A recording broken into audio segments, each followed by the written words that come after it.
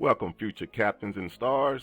In this class, I'm going to put you in the driver's seat and allow you to design your own plays offensively and defensively.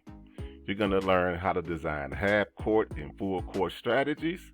But first, I'm going to increase your basketball IQ with fun video questions. As always, we're going to compete to score points, but you're going to be learning everything you need to know to design your own digital basketball plays. This technique will give you an inside look into what coach is expecting from you on the basketball court. Now, if you've taken any of my classes before, then you already know this is the fastest way to increase your basketball knowledge from home.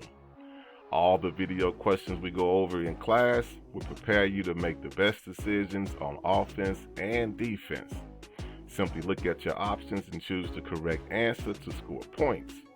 It doesn't matter if you're right or wrong, because we're going to discuss the answers anyway. So let's have some fun as you increase your knowledge, learn about body language, human behavior, and how to use angles to take your game to the next level. I'll see you in class.